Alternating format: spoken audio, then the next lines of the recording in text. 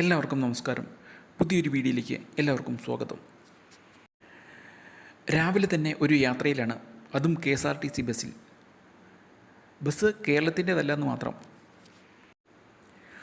ആളൊഴിഞ്ഞ സീറ്റുകൾക്കിടയിലൂടെ മുന്നിൽ ഡ്രൈവറിൻ്റെ അടുത്ത് പോയിരിക്കാൻ ഞാൻ തീരുമാനിച്ചു.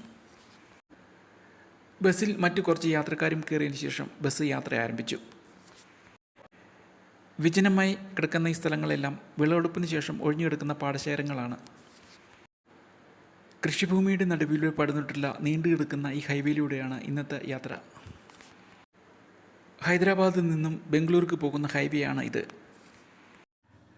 ഡ്രൈവർ ബസ് വളരെ ആസ്വദിച്ചാണ് ഓടിക്കുന്നത്. ബംഗളൂരിൽ നിന്നും കർണാടകയുടെ അയൽ സംസ്ഥാനങ്ങളിലേക്ക് കർണാടക സർക്കാരിൻ്റെ KSRTC ബസ് സർവീസ് ഉണ്ട്. ആ കാണുന്നത് നാഷണൽ ഹൈവേ അതോറിറ്റിയുടെ ഒരു ടോൾ ബൂത്താണ്. അതുകൊണ്ടാണ് വാഹനങ്ങൾ അവിടെ അങ്ങനെ കിടക്കുന്നത്. വിവിധ സംസ്ഥാനങ്ങളെ തമ്മിൽ ബന്ധിപ്പിച്ചുകൊണ്ട് സർവീസ് നടത്തുന്ന ബസ്സുകളും ട്രക്കുകളുമാണ് ഇപ്പോൾ ഈ ടോൾ ബൂത്തിൽ കാണാനുള്ളത്. യാത്രക്കാർ വളരെ കുറവുള്ള ഒരു ബസ്സാണിത്. അവിടെയെല്ലാം കാണാം ഹൈവേയുടെ സൈഡിൽ പാർക്ക് ചെയ്തിരിക്കുന്ന വലിയ വലിയ ട്രക്കുകളൊക്കെ. ആ കാഴ്ചകളും മറ്റു കാഴ്ചകളും കണ്ടുകൊണ്ടിരിക്കെ ബസ് ഇപ്പോൾ ഒരു സർവീസ് റോഡിലേക്ക് പ്രവേശിച്ചിരിക്കുകയാണ്. സർവീസ് റോഡിലൂടെ പോയെങ്കിൽ മാത്രമേ KSRTC ബസ്സിന് ബസ് സ്റ്റാൻഡിൽ പോകാൻ പറ്റുകയുള്ളൂ. വലതു സൈഡിൽ കാണുന്ന സർവീസ് റോഡിലൂടെ മറ്റൊരു KSRTC ബസ് സ്റ്റാൻഡിലേക്ക് പോകുന്നത് കാണാം. കർണാടക സംസ്ഥാനത്തിലെ ഭാഗ്യനഗർ എന്ന് പറയുന്ന ചെറിയൊരു ടൗണിലേക്കാണ് ബസ് ഇപ്പോൾ പോകുന്നത്. അവിടെയാണ് KSRTC ബസ് സ്റ്റാൻഡ് ഉള്ളത്. ചെറിയ ഒരു ടൗൺ ആയിരുന്നിട്ട് പോലും വളരെ മനോഹരമായിട്ട് വൃത്തിയിലാണ് ഈ ടൗൺ പരിപാലിച്ചു പോരുന്നത്. ഡിവൈഡറിനുള്ളിൽ ചെടികളൊക്കെ നട്ട് വളരെ മനോഹരമാക്കിയിട്ടുണ്ട് ഇവിടെ.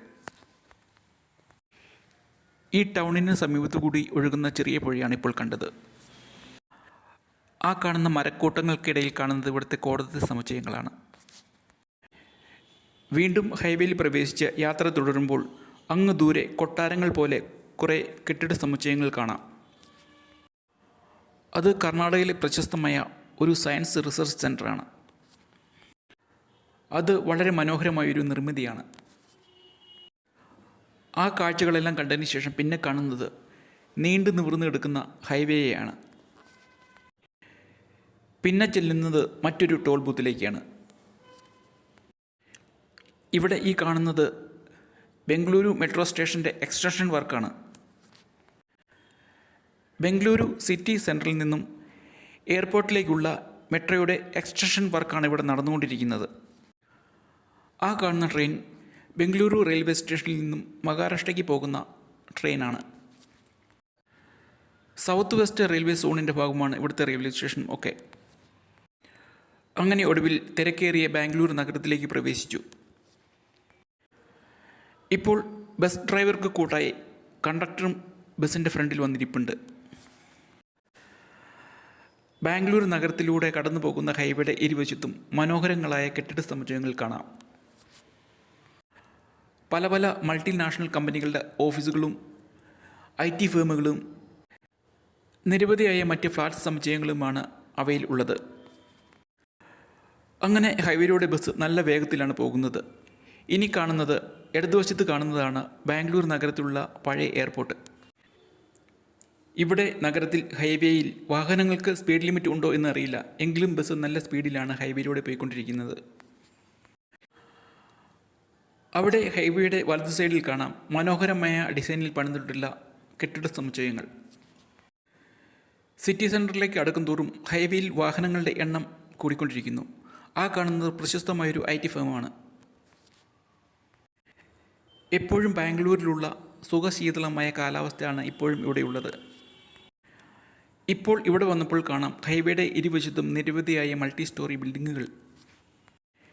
ഇത്രയും വലിയ ബാംഗ്ലൂർ നഗരത്തിലൂടെ ഇത്രയും ദൂരം സഞ്ചരിച്ചിട്ടും എവിടെയും കണ്ടില്ല റോഡ് സൈഡിൽ കൂട്ടിയിരിക്കുന്ന മാലിന്യ കൂമ്പാരത്തെ. ഇത്രയും വലിയ നഗരത്തെ വൃത്തിയായി പരിപാലിച്ചു പോരുന്ന ബാംഗ്ലൂർ മുനിസിപ്പൽ കോർപ്പറേഷനാണ് അതിൻ്റെ ക്രെഡിറ്റ് മുഴുവൻ. ഇന്ത്യയുടെ ഗാർഡൻ സിറ്റി എന്നറിയപ്പെടുന്ന ബാംഗ്ലൂർ നഗരത്തിലേക്ക് ദിനംപ്രതി ലക്ഷക്കണക്കിന് ആളുകളാണ് വരുന്നത്. എന്നിട്ടും ഈ നഗരത്തെ എത്ര മനോഹരമായിട്ടാണ് പരിപാലിച്ചു പോരുന്നതെന്ന് നോക്കിയേ. ഈ കാര്യങ്ങളെല്ലാം ഓർത്തുകൊണ്ട് യാത്ര തുടരുകയാണ്. എവിടെ നോക്കിയാലും ഈ നഗരത്തിൽ പച്ചപ്പിൻ്റെ സാന്നിധ്യമാണ് ഉള്ളത്. അതുകൊണ്ടുകൂടിയായിരിക്കാം ഈ നഗരം ഇത്ര സുന്ദരമായി കാണപ്പെടുന്നത്. അന്തരീക്ഷ മലിനീകരണവും ചൂടും കുറയ്ക്കുന്നതിന് പച്ചപ്പിൻ്റെ ഈ ഹരിതകഞ്ചവും പ്രധാന പങ്ക് വഹിക്കുന്നുണ്ട് ഈ നഗരത്തിന്. വായു മലിനീകരണം കുറയ്ക്കുന്നതിൻ്റെ ഭാഗമായിട്ടാണ് ഈ നഗരത്തിൽ CNG ഓട്ടോകൾ അവതരിപ്പിച്ചിട്ടുള്ളത്. ഈ കാര്യങ്ങളൊക്കെ ആലോചിച്ചു കൊണ്ടിരിക്കെ ബസ് സ്റ്റാൻഡിൽ എത്തിച്ചേർന്നു. പിന്നെ അടുത്ത് തന്നെയുള്ള റെസ്റ്റോറൻറ്റിൽ നിന്നും കർഡ് റൈസ് കഴിച്ചതിന് ശേഷം റെയിൽവേ സ്റ്റേഷനിലേക്ക് പോകാൻ തീരുമാനിച്ചു. ഈ അണ്ടർപാസിലൂടെ മറ്റ് യാത്രക്കാർക്കൊപ്പം ഞാനും റെയിൽവേ സ്റ്റേഷൻ ലക്ഷ്യമാക്കി നീങ്ങിക്കൊണ്ടിരിക്കുകയാണ്. ട്രെയിൻ വരുവാൻ കുറേ അധികം സമയമുള്ളതുകൊണ്ടും മറ്റ് എങ്ങോട്ടും പോകാൻ സമയമില്ലാത്തതുകൊണ്ടും തൽക്കാലം ഇവിടെ ഇരിക്കാം. അവിടെ കാണുന്ന ഡിസ്പ്ലേയിൽ നോക്കിക്കൊണ്ട് റെയിൽവേ സ്റ്റേഷനിലേക്ക് വരുന്നതും പോകുന്നതുമായ ട്രെയിനുകളുടെ കണക്കെടുത്തുകൊണ്ട് അങ്ങനെ സമയം ചെലവഴിക്കാൻ തീരുമാനിച്ചു. Thank you for watching.